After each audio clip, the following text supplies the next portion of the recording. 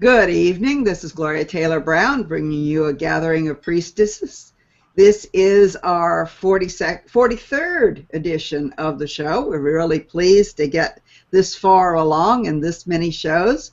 And tonight we have with us Rhianne NewLahnd, who is going to be showing us her brand new oracle that she has created. She has illustrated and created the theme behind it, as well as our dear co-host, Miss Catherine Ravenwood, who is coming up to us from Albuquerque, New Mexico. She says she's recovering from the flu a little bit, so we're going to cut her a little bit of slack tonight. Thank you. And Rhianne is just moving, and she lives in Sedona, Arizona. And so all of those who are in the Sedona area, look for, let's see, you've got an event. Is that coming up, or did that happen? We just did the Sedona World Wisdom Days. And how did that go? That was fantastic. Okay. Really well. Rhianne was, I think, in charge of volunteers in that event? Yes, I was the volunteer coordinator, and we had about 100 volunteers that event, and we had the High Priestess Barbara Marks Hubbard. Oh, wow. Speaker. That was delightful. I have always avoided being the volunteer coordinator. I figure that's a level of herding cats or kittens that is even beyond me. So I congratulate you not only of surviving that, but of surviving it with grace and ease and being happy, seemingly happy about it. Very happy. Well, I had some of my very close priestess friends who became the heads of the departments that I needed help with. So it was actually quite a lot of fun. All right, that's great. I'm glad that you had that. And will that be happening again next year? I believe it will. All right, fabulous. So anyway, Rhianne has an artist, mystic. She's done a lot of different writings. She showed me some. She sent me some of her writings, quite beautiful and wonderful. She's published internationally. She's done a lot of things. I think you did some interior design work as well as jewelry design, and I'm trying to remember all of her bio. So she's quite impressive. So Rhianne, I'm going to start you with a question that we always start with on A Gathering of Priestesses. What started you on the path of the priestess? Well, it's a great story, really. I moved to Sedona in 1986, and at the time I was married and we were doing quite well, and I was missing something in my life. I didn't know what it was, but I just knew there was a lack of something, and the best word that I could come up with was magic. I was missing the magic in my life. And one day I walked to the top of one of the monumental red rocks in Sedona called Sugarloaf, and I cried out to the universe, I'll do anything to have the magic back in my life. And I was struck with an amazing experience of hearing the voice of the goddess inside my heart, and the goddess said, I can return the magic back to your life, but you need to do exactly as I tell you. And she said, invite 12 of your women friends to come to your house to play, and I will return the magic to your life. And I ran down the hill, called 12 of my friends, never had been in a women's group, never had been in a goddess group. They came over, and I remembered how to facilitate groups, and we became the goddess group. And that was in 1986, and I ended up making it my life work. And I was ordained in the Temple of Isis from Clonigal Castle by Lady Olivia as a solitary priestess, and I have followed the path ever since. Fabulous. So you were already living in Sedona then, but I think you've also had some travel since that time to other places? Yes. After living in Sedona for about 20 years and facilitating many events, I was guided to leave, to sell my house and all my belongings and go on a vision quest, which I was very surprised. I never thought that I would leave Sedona. So I sold my 3,000 square foot home and everything I owned except for what would fit in a 10 by 10 storage unit, put a little household in my purple RAV4, and I drove away from Sedona thinking I would be on the road maybe 6 months, at the most a year. I ended up traveling for 4 years, and I lived from the mountains of British Columbia to the lakes of the highlands of Guatemala, Asheville, North Carolina, the Bitterroot Valley of Montana, Hawaii, California, and ended up back in Sedona about 5 years ago. That sounds like a really strong circle of the spiritual places on this side of the planet, frankly. I noticed that, you know, whenever people are called to places, they're frequently those places. And I've traveled to all of that, and I know that they're quite wonderful. And every one of them, it's when I get there, I think I want to live here for the rest of my life, which lasts about 3 months. Well, that's exactly what happened to me. And oh, I forgot Ashland, Oregon. Oh, yes, yes. Can't leave out Ashland, Oregon. And I felt that too. Every place I went, I lived in each place 3 months to a year. Yeah. I was waiting for the sign, okay, this is your new home. I made wonderful friends. And I was totally surprised when Sedona called me back. And during the time that I was traveling, I lived by the beaches, I lived in the mountains, I lived by the lakes, and that's when I originated the HeartWisdom Circle Council, Oracle game, counseling tool, and educational system. Well, before we talk about that, I want to talk about that marvelous necklace you have on, because I know that's your creation as well. So yeah. Let's tell us a little bit about this needle weaving you're doing. Maybe you can see it a little better. Yeah. You can see it a little better that way. It's beautiful. Gorgeous.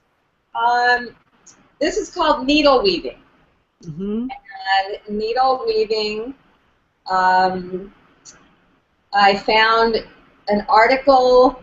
I don't know if any of you are fiber workers or seamstresses, but I have always loved working with fibers and fabrics and sewing and designing.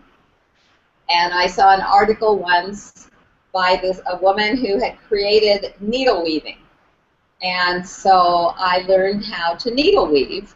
And what needle weaving is that you make a loom out of straight pins on a piece of fiberboard, and then you make a warp with waxed linen, and then you get a large needle with some beautiful threads.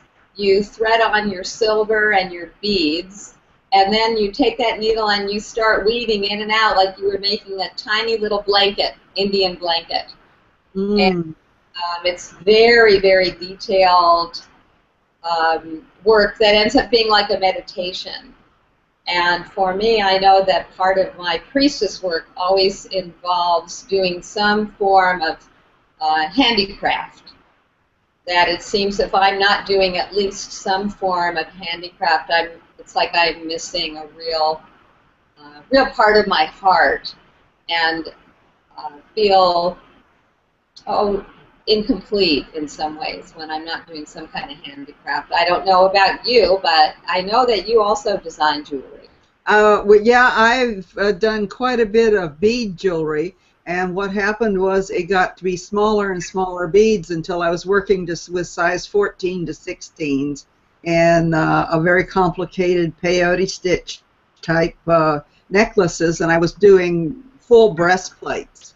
Oh. And basically I wore out my hand. So I ended up having to have a joint replaced, and I've got thousands of dollars of beads in my garage that I can't use, but I go out and look at them and stroke them occasionally because they're so pretty. And I look at your needle weaving and I think, oh, that looks really exciting and interesting, and my thumb says, no, it doesn't. So I'm just fascinated by it. Are you selling those in Sedona? Well, right now I have a couple pieces in a shop in Prescott, and they will be for sale on a new website that I'm going to be launching. And on my old website, you can see a few pieces. Okay, great. So now let's move on to this wonderful new oracle that you have created. Okay. And introduce us to your oracle. Okay, I'm going to move the camera here so perhaps you can see them a bit better. Oh, Yes. they're wonderful. Can you see that? They're wonderful. Thank you. Just delightful. Well, this is called the HeartWisdom Circle Council. And this is a council of 12 wise women. And I wish that I could show them to you a little better. Actually, we can see them great where they are if you just touch them. The ones in the back need to come forward, but the ones up front are absolutely perfect right now. Okay, great. So what this is that I created the HeartWisdom Council to represent 13 different aspects of every woman. And they are wise women. They're not goddesses. They're wise women who live on the earth, who know how to live on the earth in harmony and balance. And they each have a very distinct path, platform that they teach. And it's everything starting with, well, I've got Mystica. Mystica is the wise woman of spirituality. There's Tara. She's the wise woman of mediation between the earth and humanity. Helena, who is the wise woman of health and healing. Serena, who is the wise seer and visionary. Amala, who teaches about mothering not only children but our dreams and our visions. Luminawe, who is the way shower. She teaches us how to walk the path of life. Bring her in a little more. I can't see her. Luminawe. Yeah. Let's see if you No, can no, more towards the center. There. Can you see her? Yes, now we can see her. You see her there?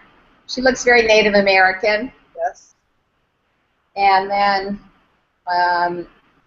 there's Maggie. She's the wise woman magician. She teaches about the right use of energy. And then there's Marta. Marta is the wise woman of the arts and crafts and teaches us about our creativity. And then there is Carwin, which means holy, beloved friend. She teaches us about friendships, human relationships, but most importantly, she teaches us about the relationship that we have with ourselves and how important that is. And then there is Champia, the champion of peace. She's our peaceful warrior within. She carries the sword of truth. She cuts through all the BS in our life, and she's also our champion and our mediator between our inner world and our outer world. Then we have Gracia. Gracia carries her basket of abundance. She is the wise woman of gratitude and reciprocity. She teaches the importance of give and take in all things. And then there is Stella, the storyteller, and she is the scribe and the writer of the circle.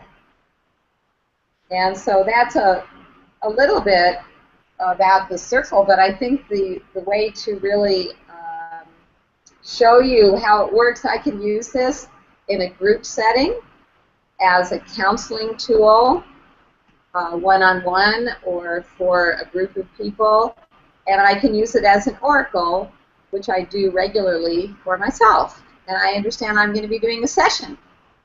Yeah, I've asked Raven if she wouldn't mind being your subject, since Raven does tarot readings on a regular basis and doesn't get nearly enough readings for herself, I'm sure.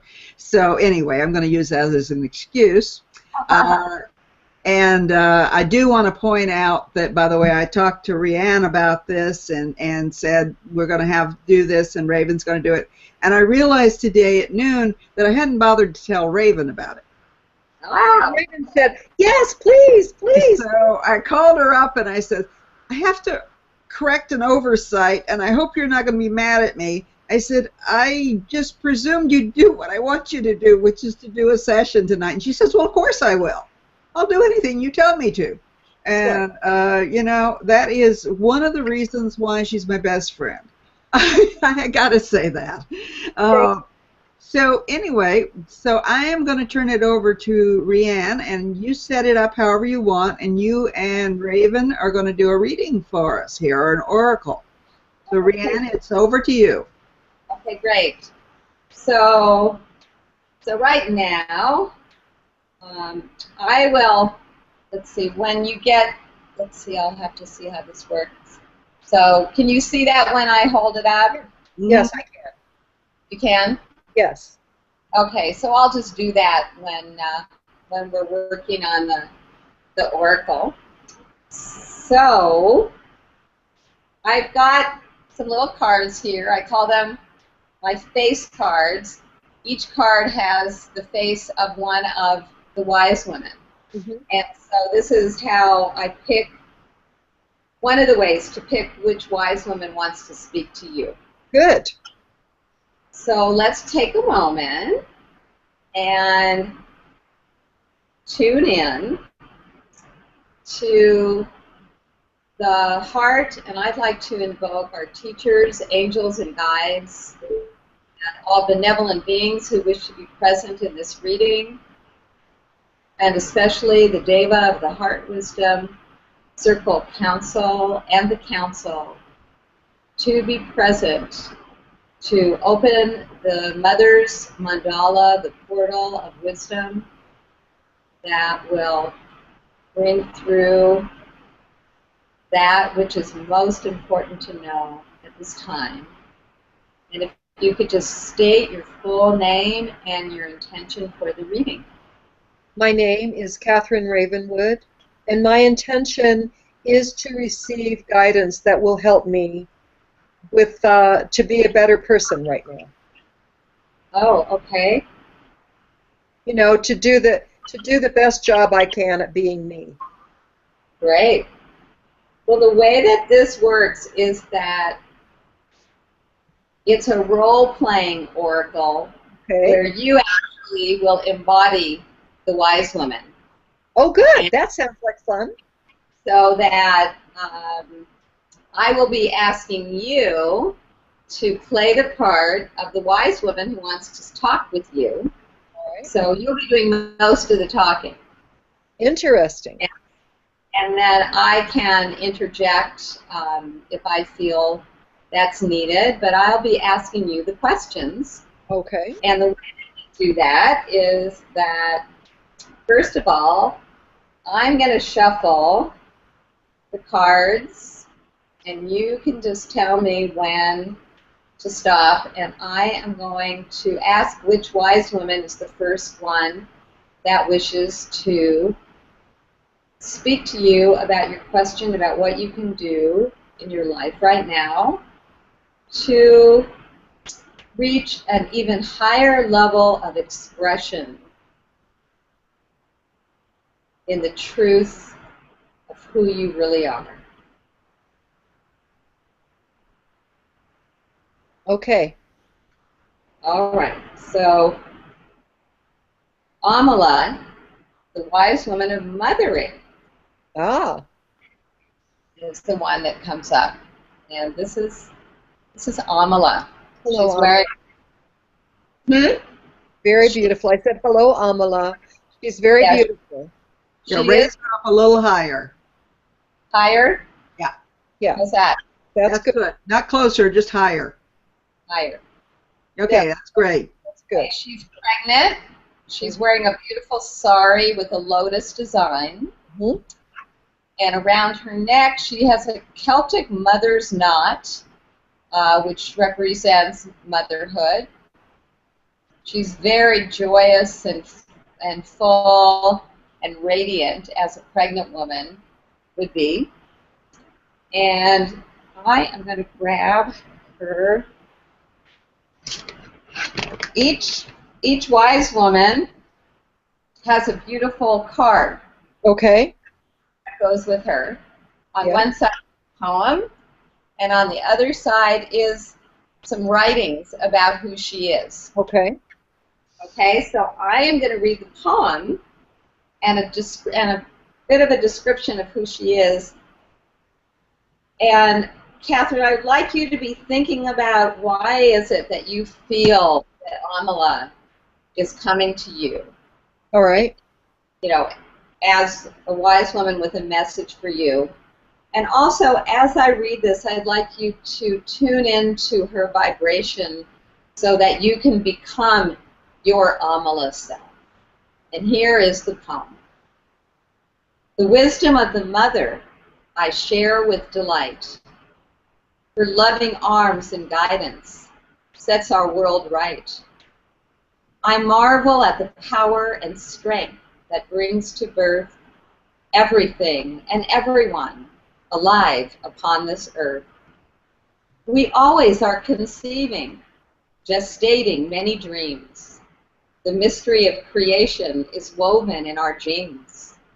Be it other people, inventions, works of art, every human being has a womb that is the heart. I am full and glowing, life growing within me. I am the blooming lotus, goddess of fertility. I teach about compassion and practicality. The mother has so many diverse qualities. I guide the young with wisdom, devoted to their needs, aware that everything I share is planting precious seeds. The mother is creatress, lover, teacher, divine friend. She is forever joy, a love that has no end. So as you hear these words, what do they mean to you, and how do you feel they apply to the question that you asked? Well, at first, I felt that I was requiring more nurturing in my life. And that probably is still true. Um, I live alone, and I have wonderful friends, and I feel supported by my friends and my work. I work full-time, plus I do tarot readings and other things. But at first I thought, yeah, I probably just need more nurturing in my life. But then I thought, as you went on and you were talking about teaching, I have been focusing better on getting some classes going. A couple of friends are helping me get that done. Gloria and I tried to get it launched in a way, and it didn't work so well. And now I have a class actually launched online. And I think that that's how that is talking to me, is to help me find a way to really bring my teaching out in a better way. I have a lot of wisdom to share, and I kind of don't get it done. Okay. All right. So let's do this. I would like you to access your inner Amala. So take a moment, and these are some of her her symbols Uh-huh. I'm going to read to you. And as I do, just picture the vibration of some of these symbols, and it will help you access her energy. Her gem is a pink sapphire. So feel the energy of a pink sapphire around you. Her animal is the deer. Her flower is the pink lotus. And her color is pink gold. Her tree is the elderberry, which is the elder mother tree. Her symbol is the Celtic mothering knot. And her flower essence is called Splendid Mariposa Lily. And the qualities of mothering, she teaches her students the art of inner mothering, the art of providing for oneself compassion and nurturing, allowing us to blossom into our most glorious selves. So tune into your inner Amala, Catherine. And when you feel ready, just raise your hand so that I can tell that you feel connected to your own inner Amala self. You're a wise woman of mothering. I can tell you that I don't feel connected to any of that. So that's probably why she showed up. Okay.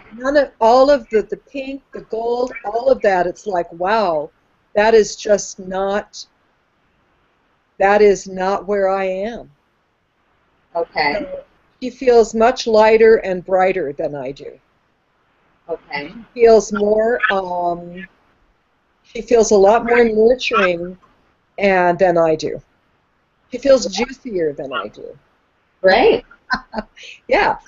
I think that is a beautiful, so would you be willing to connect to that energy even if it doesn't feel like you? Yeah. Right? Yes. So connect on into her because she has a message for you, my dear. I bet she does. So connect into that juicy pink energy and that pregnant, vibrant, glowing energy, because one of the things I know about Amala is she comes to people when they're ready to birth, when they're ready to, you know, when they've been holding on to something they've been gestating, way overdue. So I would say you are overdue, my dear. I'm sure you're right. You're overdue, and so get in touch with your Amala self and just play along with me. Okay. Okay, so greetings, Amala. Greetings. So Amala, you have come to Catherine and you have a message for her about how she can be more herself, but she was having trouble relating to you. So can you tell us what is all of that about?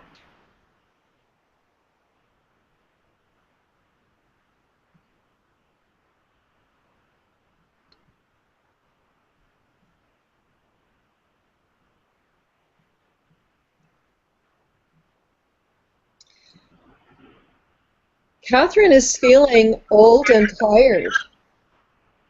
Okay. Would be good for Catherine to have some more joy in her life and be more playful. Beautiful. So, Amala, what is she feeling too tired to birth? To be a new mother? Yes, I think she is. Yeah, and She's yet tired. It's like taking on something is feeling a little overwhelming for her. okay.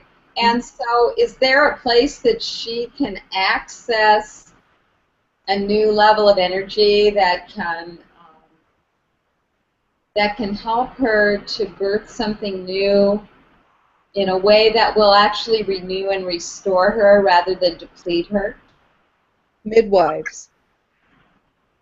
Yes, very good. She needs midwives. Yes.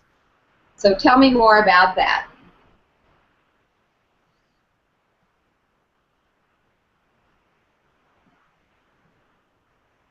Well, Catherine has lately allowed herself to get help in new ways, but she needs to create the midwives around her to give her support, and she needs to take support. Ah, so is this something that she has a hard time with, is receiving support? Yes. Yes. Well, a pregnant woman needs support and love and nurturing. And so And she didn't get that when she was literally pregnant herself. she didn't. No, just the opposite. She got abuse. Oh, so that's something that perhaps needs to be cleared. Yeah, I think so. And what if she saw herself as pregnant again with a creation that she could nurture herself, take care of herself, receive love and support, as if she were pregnant with something that wants to be birthed into the world that's very valuable for people? Would that help her? That sounds very beautiful. You know, Catherine, has a beautiful son who is a wonderful person. So that's a beautiful thing. He's out there and he's wonderful. But yeah, I think I think you're right. I think that would be a very good way for her to look at it. Because I know what I do is, instead of looking at it that way, it becomes work and it becomes something that I have to get done, instead of creating a joyful creation. So you could think of yourself more as a pregnant woman. And what do pregnant women are advised? Be happy, be joyful, take care of yourself, play beautiful music, eat great food. You know, whatever you put into yourself is what's going to come out in your baby. That's right. You deserve the best care that there is. Yes, thank you. Absolutely the best care, the best support. And I bet if you called for a group of midwives, you would get and enroll them as midwives. Call them your midwives. And so with the spirit that you're all birthing something and they're going to help you birth something, doesn't that take a completely different vibration? Completely. And so you're a new mother, and you are going to birth this beautiful new program that you're going to be sharing with people. And you want that baby to be healthy and beautiful and be created out of joy, not out of stress or sacrifice of any kind. Right. And so this is the message. Out of love. Out of love. Out of joyous love. So this time your pregnancy can be a joyous one. And I think that this message to many women who are Crohn's, who, like myself, this whole oracle has taken me years to do. And now I'm just birthing it out into the next level of actually, okay, baby, you know, it's time for me to share you with the world. And I believe there are many women like us who have something to birth into the world now. Yes, I do too. I really do. And I think that this is a very beautiful way of looking at the way that a crone births. Since we no longer birth human children, but we can birth these visions and these legacies of our wisdom. Yes. And that's important for us to do, because if we don't give birth to that and pass it forward, then it's lost. Exactly. Lost. Exactly. And then we weren't good mommies. Right. and I think this is something so beautiful. So do you have any other question for Amala? Do you need any other guidance at the moment? No, I think that's quite a bit right now. I do too. And you can access her at any time on your own. Yes. And I would also be happy to send you a PDF of her card. So Oh, that would be lovely. Thank you. Yes, that would be great. That would be lovely. Great. Well, you did very well. Thank you. How are we doing very much? Do we still have Gloria with Gloria, us? are you still with us? Is it just you and me? Uh-oh. I wonder if maybe... I don't see her. Gloria? Are you there? I don't know if any of the are on. Well, I guess we got cut off. I see you. It says we're live. It's recording. Yeah, I still see the live button up there. Well, all right, so let's just go on until Gloria figures out how to get back. So Okay. that's a very interesting oracle because let me just share something. When you were showing the cards, Yes. I was thinking, oh, that's a beautiful one, that's a beautiful one. And you showed the what's her name? Amalie? Uh-huh. And I thought, oh, I'm not interested in that mother goddess. Exactly.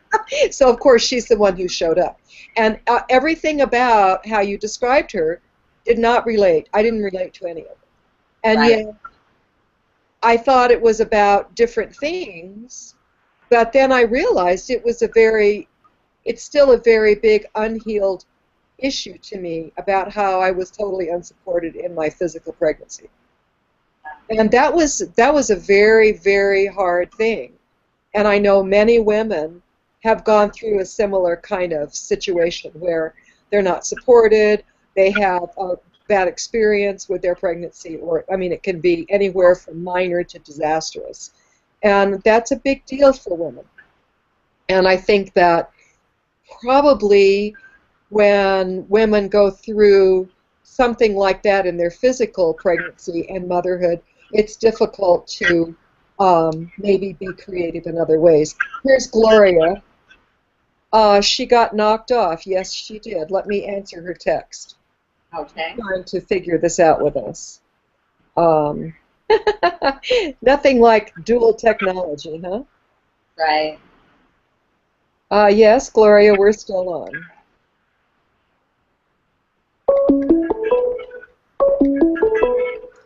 Okay, something's happening here. You hear that ringing? I'm going to answer. Can you answer? I answered. Okay. I still don't see Gloria.